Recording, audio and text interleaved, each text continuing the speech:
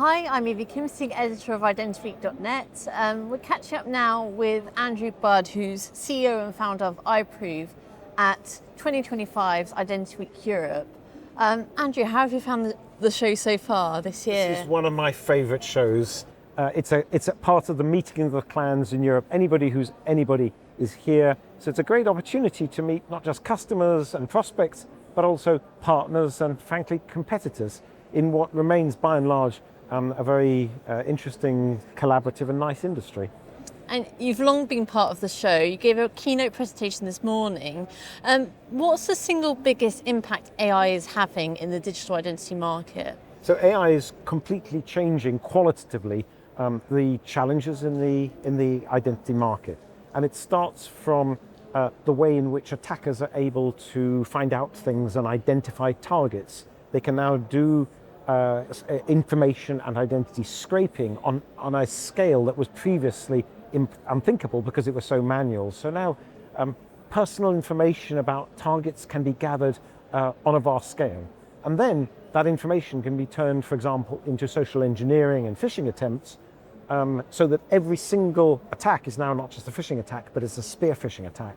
So credentials are now being attacked through these social engineering methods, written with beautifully personalised, completely credible approaches, powered by the information that they've been able to scrape in a way that even highly trained staff and citizens can't identify. And then they're followed up with voice cloning and today deepfakes, which mean that organisations who are responsible for evaluating and safeguarding identities can themselves easily be conned as a result of this combination of information gathered by social engineering and the presentation of realistic looking victims. So right across the identity life cycle, the threats have increased, not just a bit, but a lot. And where does biometrics fit in the digital identity landscape? We usually separate those two, topics, but how do they converge? So ultimately, there's a lot of confusion in this market, and I hear it all the time. Digital identity, in a large part, is a collection of trusted facts about an individual: their name, their date of birth, their identity number, a set of facts. But trust doesn't reside in facts. Trust resides in people. Trust resides, the source of trust is what goes on between my ears. So in every trusted identity transaction, there has to be a moment at which the jump is made, the bind is made between those facts and a real human being. Well, for a long time this was done using a proxy, typically a mobile phone, and maybe that mobile phone has a pin on it, and maybe that pin is substituted by an on-device biometric. But that's not the same as the binding to the human individual. When the identity is first set up, that bind to the human being is critical. And when the credentials are lost, for example, when, like some young friends of ours, the phone is stolen or lost or shared, that bind to the human being through the device is lost. So you always fall back at some point on authenticating the real human being to their digital credentials. And there is no alternative to biometrics in that case, especially during account recovery in the whole context of the EU digital identity wallet. When people have accumulated assets in a wallet and they lose that wallet, asking them to say, well, you just rebuild it all from scratch, isn't going to be credible. Wallet recovery, account recovery, credential reset has recently been classified by Gartner as the single highest risk point in the whole identity journey. It's when you have the highest risk, the fewest credentials, and you don't really have a choice but to use biometrics. And it's really integratable with a lot of services, verification processes and wallets, etc. How critical is the government regulation to the continued growth and public trust in digital identity? So government regulation is going to have a major impact. For example, within the context of the EU digital identity wallet, there is still a lot of debate going on as to whether government regulation will permit automated biometrics or whether they're going to insist instead that there's always a human in the loop. This, to us, is a very strange debate because humans in the loop are actually a rather toxic idea. If you have humans in the loop, for example, through video ident, you have both a weak recognizer of faces because people are typically 100,000 times less reliable than machines at face matching, and extremely weak recognizers of deepfakes. A recent study we did showed that only 0.1% of people are capable of reliably recognizing a deepfake, and I can tell you that number is going to go down rapidly as deepfakes get better. So a human in the loop is a weak link, and inserting it ensures that actually you degrade the quality of the whole identity chain. So, and this issue is not yet settled within the context of the EU Digital Identity Wallet. The other issue is, how do you assess the quality of biometrics? And let me be clear, the quality of biometrics is not how good is the matcher. That is a done deal. The quality of biometrics, everything that matters in biometrics is actually about liveness.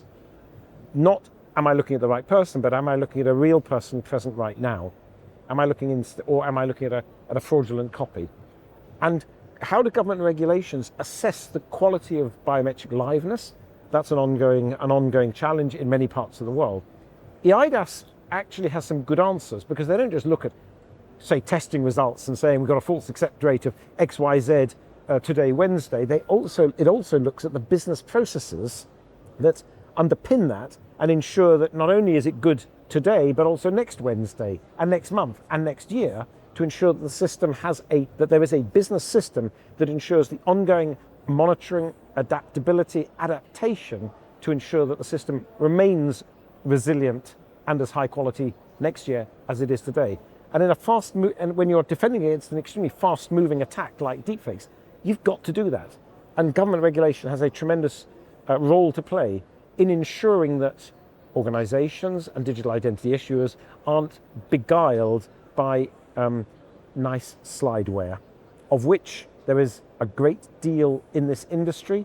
It's a lot cheaper to say that you defend against deepfakes than actually resiliently to do so. And EIDAS is really leading the regulation on this. Organisations don't have, an excuse really to implement identity verification technologies. What's your piece of advice for them if they haven't listened to compliance?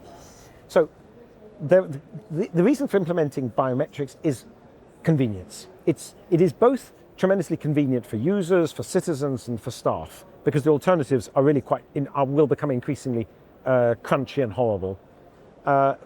It's quite clear that when they implement this convenience, it has to be at the high level of security, because the consequences of a security breach become extremely unpleasant. So then the question is, well, how does an organization evaluate that? We've seen many organizations procuring biometrics and say, yes, we'll do some testing. Well, it's very important that when they do that testing, they're doing user experience testing, usability. Will this fit in with their brand? Does it inconvenience customers? Is it inclusive? Good testing. But many organizations then try to do security testing. Well, I have to tell them, they're up against the North Korean Secret Service, whose resources are very substantially greater than the resources they're able to put on to test. Now, if you do in-house testing of a biometric liveness system, you will filter out the really bad solutions. But you're not really interested in getting something that is a bit better than really bad. You've got to get something that's good. Most organizations can't afford to do the level of testing that's necessary to assess that. Some organizations do. So we worked with a national government who got a national security military penetration testing organization to put a team of 6 people onto evaluating iProov's liveness capability for a period of a year, at the end of which we came out with a clear bill of health. They spent millions of dollars. Organizations can't afford that. So what they need to do is to refer to and leverage the investment of those who have, to look at references, to talk to the organizations who have done this testing and can actually describe it, and can describe how well these systems did under proper, serious, load-bearing testing, and also look at certifications on the underlying business systems.